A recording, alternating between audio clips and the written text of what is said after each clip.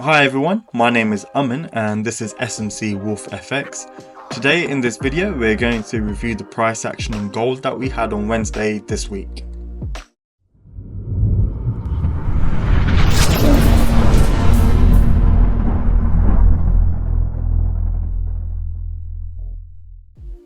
This isn't a trade I was able to get involved in, but just something that caught my eye when looking back at this week's price action for gold on the 1 hour chart. So I thought I'd make a quick video on it for you guys.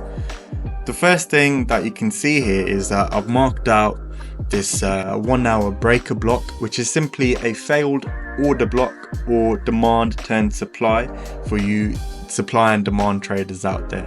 And as a result of this breaker block being created, it leaves an area of price that you could have kept an eye on and analysed further. Along with the breaker block, a 1 hour order block was also created as a result of this bearish displacement.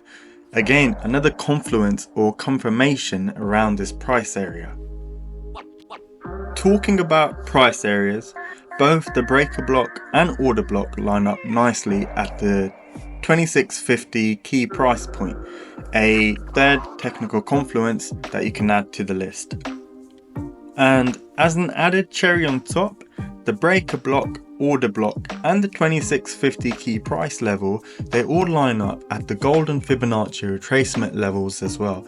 So clearly we've got a few confirmations that would have allowed to make a good quality forecast on market direction. And as a result, you could have taken a trade setup like this, directly off the 2650 level, with your stop loss being above the order block and your take profit being the previous low. Thanks for watching. If you found this video helpful, please give it a thumbs up and subscribe for more Forex related content. Don't forget to hit the bell icon so you never miss an update.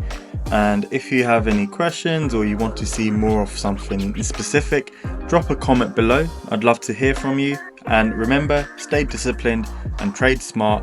See you in the next video.